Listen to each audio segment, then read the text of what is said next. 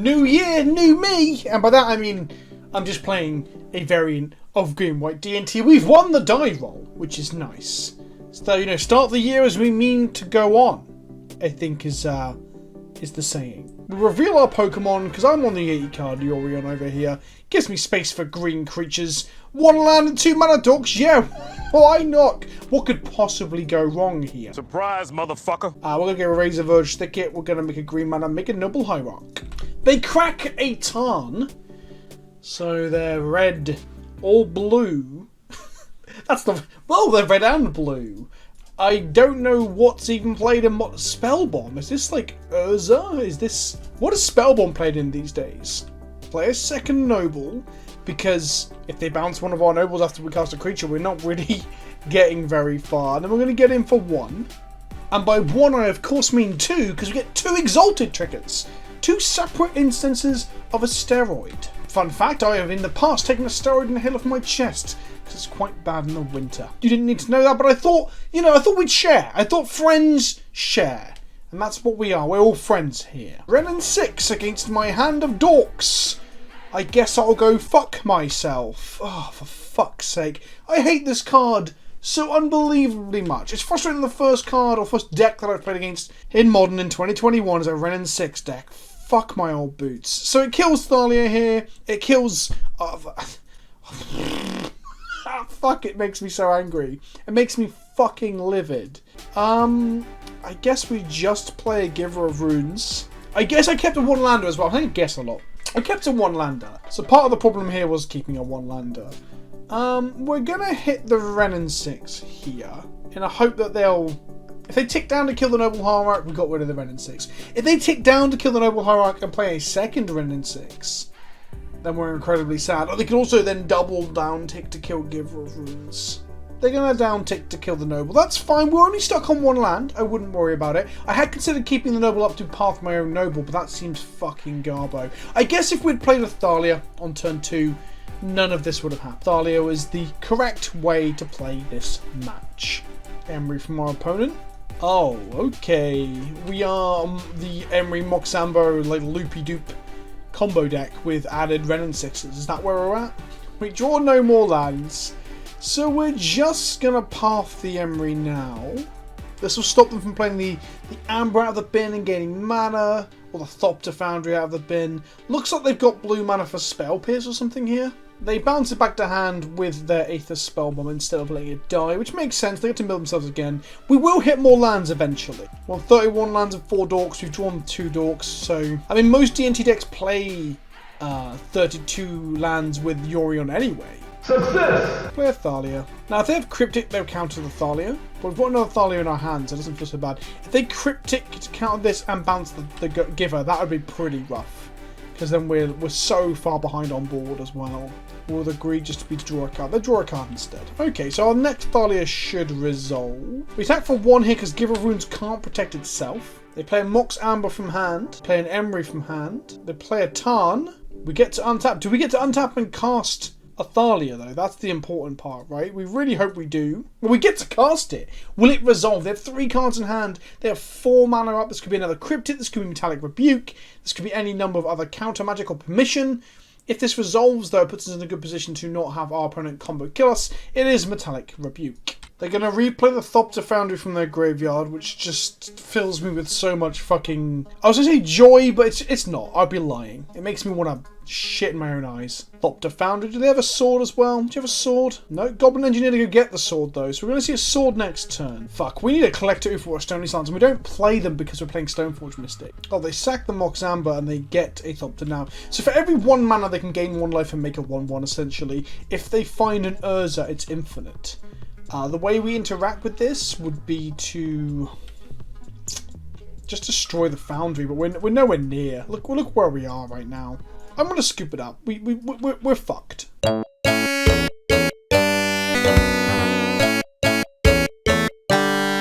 We're going to choose to play first. We're going to reveal this Pokemon.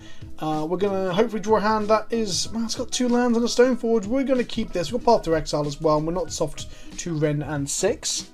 We should hopefully be able to get Stoneforge down underneath a Rebuke or similar, and then use that Stoneforge Mystic to play all the equipment that we go grab. Breeding Pool untapped from our opponent, and we see a Gilded Goose. Play and resolve a Stoneforge Mystic, and we're going to grab...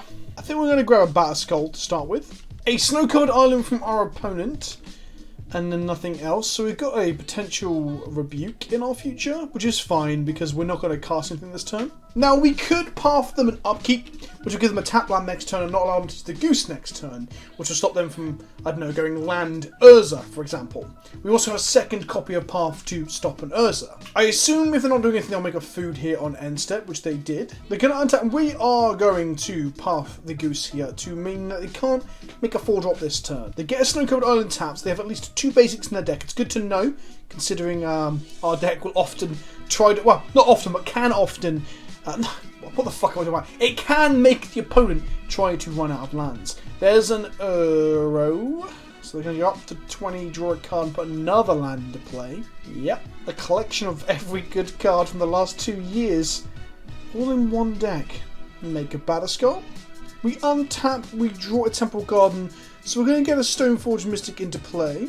Say okay, say yes, and grab a Maul. And then we'll put the Maul into play, and we'll just stick it on our Batter Skull.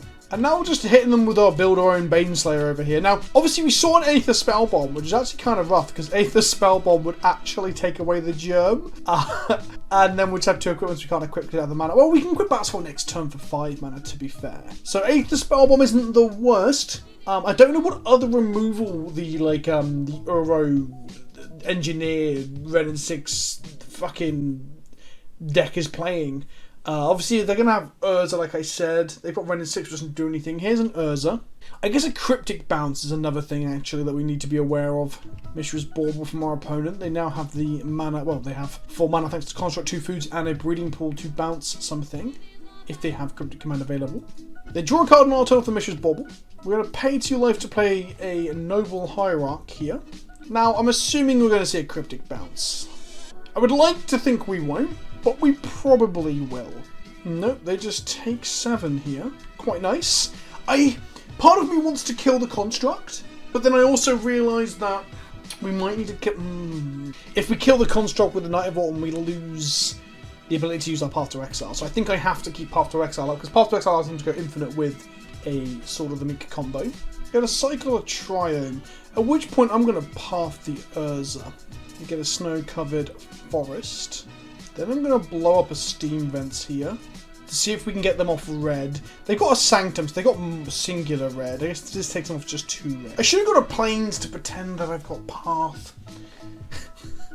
Because sometimes you just got to pretend. But no, we end up getting the forest. In my head I was thinking multiple green sources is good for Scavenging Ooze, because for the longest time I've always played at least 1 Scooze somewhere in the the 75 or the 90 or whatever it is for a Yorion deck. But here I am not playing any Scoozes, and I still defaulted to getting multiple green sources once I had enough white sources. Normally when you've already got 3 white sources, you just go for every green source you can for the Scooze. It's funny. It's funny how old habits die hard, right? And I've only just realised I've done that after the fact. Gilded Goose from our opponent. That flies. Can block our germ, frustratingly. They pay a red mana here to get a Goblin Engineer into play. There goes Foundry into the bin. So we need a removal spell for the Gilded Goose, ideally. We drew another Noble Hierarch. I'm going to crack a Silent Clearing now.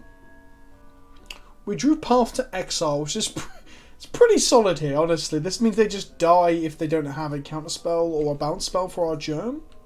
They are out of basics too. They only have 4. I attack here, keeping up mana for our post-combat Knight for Autumn. We don't need the extra point from the second Noble Hierarch. They have no flyers here. They have to be able to Cryptic Bounce this to not die. Trophy my Mole. So I lose the flying and they can block. Yep, that makes sense. Got a 5/5. They die if they don't block. They're gonna... Oh, I want them to double block to kill the germ, because then the Engineer is gone and we'd have to worry about the Foundry in the bin.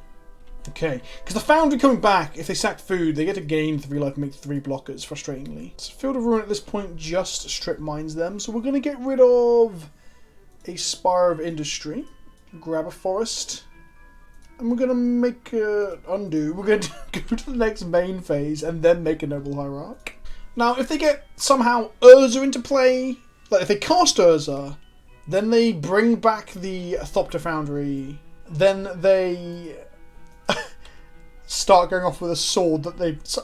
yeah, there's a small potential chance because of how much mana Urza would make them. But they did crack a food token there to pad their life total out. They just cast Ur out of the bin. Yep. That blocks my germ. That blocks my germ. Should have killed the second green source, but they could have still cast off the Spire, but it would have cost them one more life. The problem is I want to sit pretty and feel happy that I'm on 28 and they're on 10, but like I said, Urza plus a sword plus a Foundry is infinite creatures, so they can kill us from any life total. So being on a high life total doesn't really matter unless they fail to find all the parts. Fire and Ice would be absolute gas here. That is not a Fire and Ice. We're going to crack our Canopy, draw a Rest in Peace. That's pretty good here. That gets rid of the Thopter Foundry fear. And the Uro again later down the line. They're going to bring back the Thopter Foundry now, which makes sense. All graveyards are gone to our sideboard of Rest in Peace. And then I'm just going to kill the Foundry right now. Before they trophy my Rest in Peace and get back into it. Then we get to attack them with a 6/6 Germ. And they can block not with Uro this turn because they'll have one Thopter token. But it does pad our life total out to allow us to take an Uro swing. Oh, they just take it. They go to 4, we go to 34. They swing with Uro. We can take 6 here. This gives them a card and a gaining of 3 life. No blocks. Urza, which is legit. This makes them another body. And gives them like infinite mana. And the ability right now to spin the wheel. Now, Rest in Peace means that we can't get randomly comboed out because they need the graveyard to combo off of Sword of the Week. But what it does mean is that they can start digging for just general value, like more Euros, and well, the Euros would be exile, but gaining life and drawing cards, more bodies on the board, and more importantly, a removal spell like an Abrupt Decay or an Assassin's Trophy on the Rest in Peace. There's supposed to be a Renin 6 that's coming up now. Yep. That actually turns off the fact that we can't draw Stoneforge, play it, activate an old Stoneforge, make the sword Fire and Ice, and equip, because it all requires 6 mana to do so. If we just raw draw Fire and Ice though, we've got 5 mana to play and equip, and this is a blue flyer. EE for 2, that kills my Rest in Peace. There you go, they found the answer. It happened to be in their hand without spinning any wheels. Okay, they can't activate it here, and we can turn it off with Flickerwisp, so that's lovely. Super into that. I'd love to reset a Stoneforge here and go get ourselves a Fire and Ice, but that is bad. So we're going to go Flickerwisp. We're going to flicker the EE. This will put the EE... Well, they'll have to detonate it now, actually, using the Urza mana from these two if they want to go off with it. I lose both Stoneforges. Oh, they don't have to. Yeah, they don't have to have a Thopter or a Construct. It can tap itself to the Urza to make blue mana here. Goes. I'm going to attack with a 5/5 now.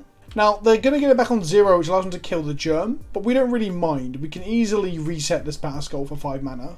3 to bounce back to hand, 2 to put into play for Stoneforge Mystic.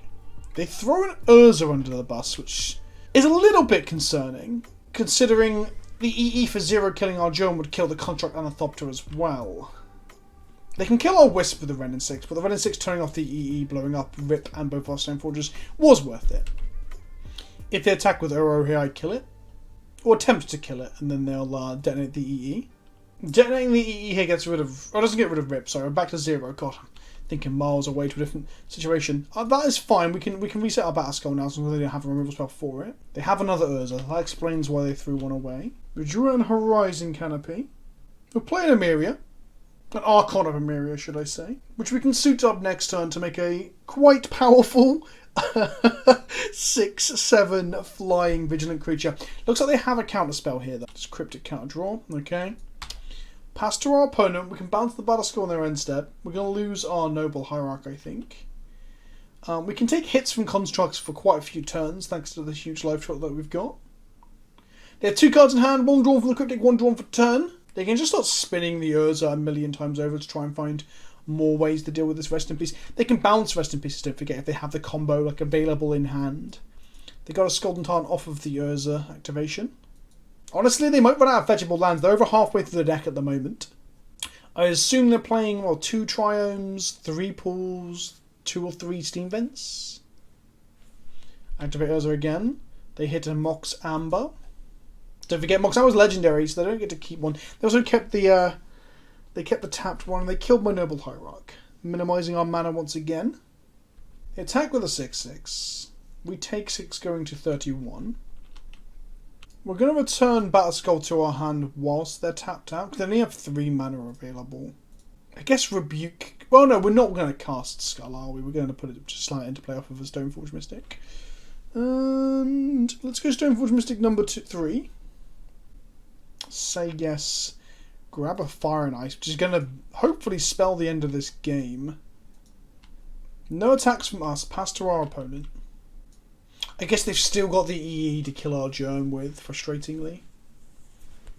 They're going to spin the wheel on Urza again, hitting another Mox Amber. Spin the wheel on Urza again, hitting an Uro, so they get to gain 3 life and draw a card. Not terrible.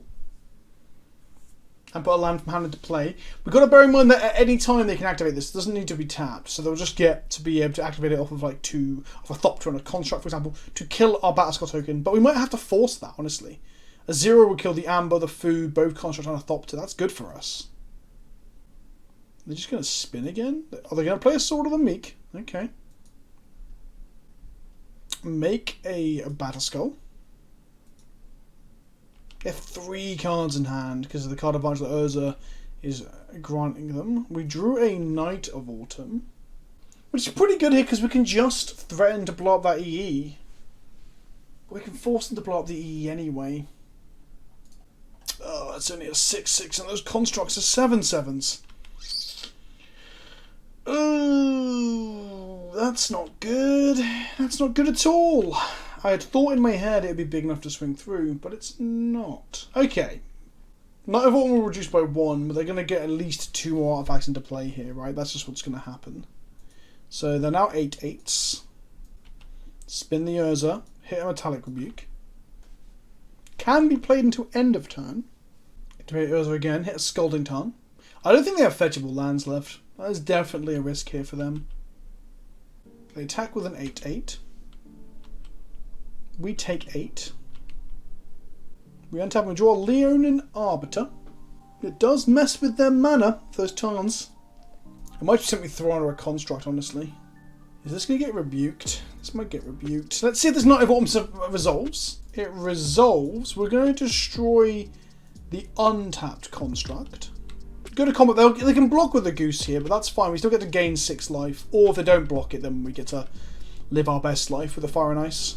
I'm going to activate Urza. We'll probably put Yorion in our... Oh, dearie me. We put Yorion in our hands so we can flicker the Knight of Autumn now. I think that's our plan. Because the Needle's going to turn off our Stoneforges and our Fire and Ices or our Battle Skulls. I mean, it's going to be Battle Skull, I assume. It's Fire and Ice. They turn off Fire and Ice. Okay. Interesting. Urza again for another Mox Amber. That's the 4th Mox Amber they played. The 3rd off of an Urza. They're under 20 cards in library at the moment. We're going to have to draw another Arbiter. I guess we'll play another Arbiter. And then we'll put this Companion into our hand. Maybe we should have done this several turns ago. I'm unsure. I guess we aren't destroying the Needle though. We're going to destroy the Construct with the Knight when we flicker it. We could have also spent some time in mana moving equipment around to like 2/2s to make a bigger base creature. Because obviously it's all stuck to a 0/0 at the moment. That might have been the line. They hit an Emery, which is just a 1/2 that then mills them for 4 more and puts them closer to decking themselves, so they probably don't cast it. They ping themselves with the Spy. They play a Wrenn and 6, which can kill my Knight of Autumn here, which is not what we wanted. That's... I was going to say fine. It's not really fine. It's frustrating. Urza again hits in a Mystery Rainforest. So we're now looking for, like, another Knight of Autumn, a Conclave, Skyclave Thingamabob, Flickerwisp would be good. There are many things that would be good. We drew another Horizon Canopy. We're going to crack it this turn. Into another Canopy. We're going to crack this one this turn. And draw another land. Okay. So, pass to our opponent. Because we just can't get through the 8/8. I guess we just need to slam Yorion and get the equipment onto it, but the Fire and Ice will never get onto it. But I guess a Battle Skull and a Yorion's still pretty good. I was hoping to find removal in Skyclave, Flickerwisp, or any number of other things that kill this construct. Like every piece of removal in our deck targets this, even the Artifact Enchantment one. Urza finds them another Emery that they don't want to cast. They use Urza again. They cast another Urza from their hand to make another construct. That's good for them. That's really good for them. 2 construct helps them to try and push some damage through. They're now 9/9s, and now I'm 1 removal away from being able to get through again. They attack with a Thopter in the air. Okay. Go to 25. We untap and we draw an Aethervi. That doesn't do anything. Let's go ahead. Do I want to draw off the canopy? We've got so many hot draws. And Yorion's better when Yorion's better when we have another ETB, and we're not under enough pressure to have a flying blocker right now. Gonna crack the Horizon Canopy. I've also tapped my mana horribly, so if I draw a Wisp I can't cast it. Drew a Shalai.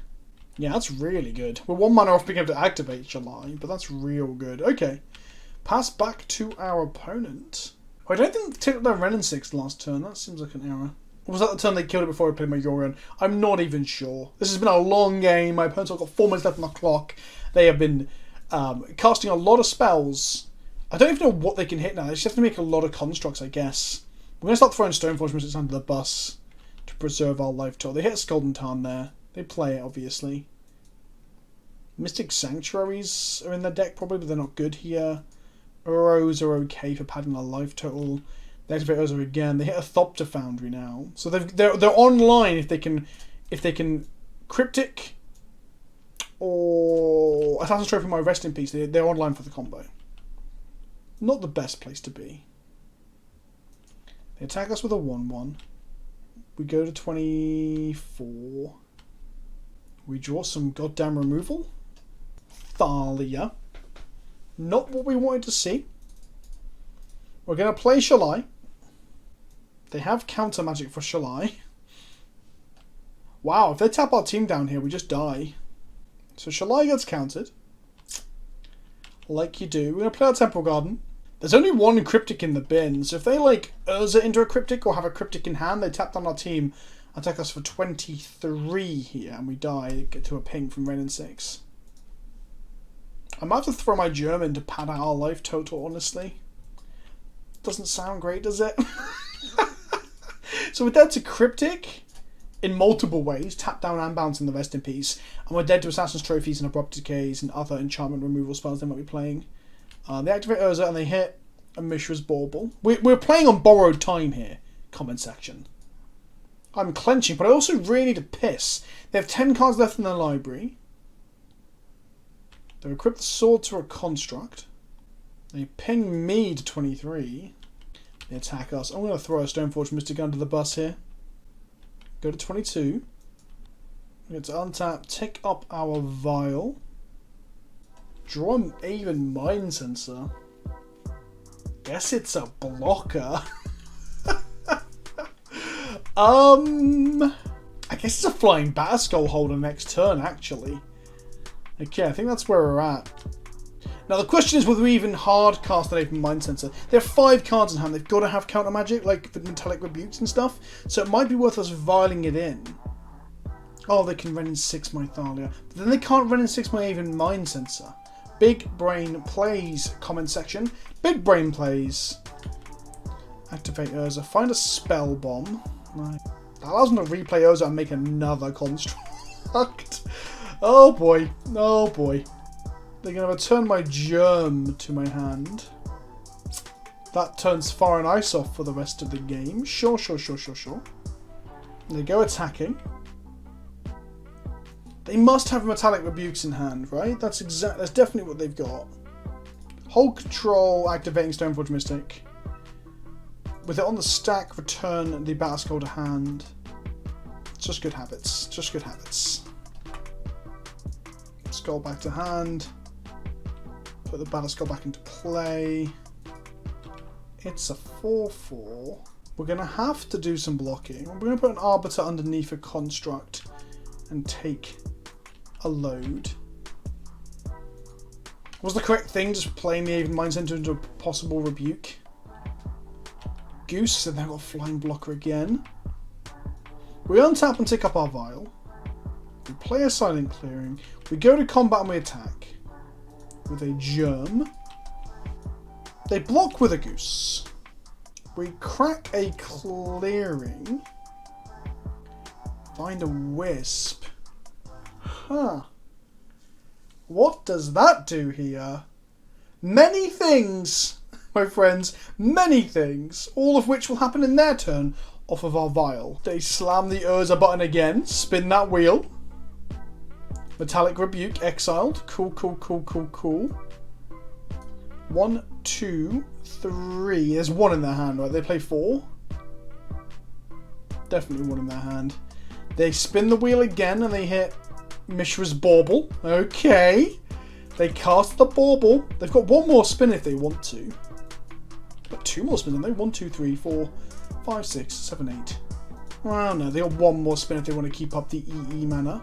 They want both the constructs to be lethal, don't they? To force me to block both of them. They activate Urza again, and they hit another Metallic Rebuke! So they haven't got another one in hand! I'm playing around the 4th one, and it's been in their deck the whole time. Oh my goodness. Okay, they attack now. With everything? Or at least both constructs. Just 1 construct. Okay, I'm going to be blocking, though, with a Stoneforge Mystic. Crack the Bauble targeting to draw a card. They got 3 cards in the library, 2 after this. They crack a Tarn. They can't search through the Arbiter, because they don't have the mana to do so. We go to end step. We're going to make a Flickerwisp. We untap. They draw one of the only 3 cards in their library. I think they might... Well, should they have scooped this? They look like they're probably going to win. I'm saying no to my 8th of our trigger. We draw a Skyclave Apparition. Oh, it's so good. You love to see it. It gets non-token though, so it can't kill the Thopter. It can kill the Urza though, and the Urza's kind of there out. I'm going to activate this. Say yes. Make an Apparition. The Apparition's going to get rid of the Urza. Then do I re-equip to the Flickerwisp and hit them for 7? No, I go in with the Germ. That falls them. I go up to 18. And then I just cast Yorion. I should. No, getting rid of the Urza meant that I can cast it without any problems. Yorion triggers. We're going to flicker off. No, they want to go to game 3 with 47 seconds on the clock. Oh, and they've scooped it up during sideboarding. It looks like all the best cards printed in 2019 and 2020 are no match. Absolutely no match for a 3-mana 3-1 that flickers shit and Stoneforge Mystic. That was fun. I actually enjoyed playing against an Euro deck. That's a wild experience. Running sticks and still like suck my arsehole though. Fuck that card.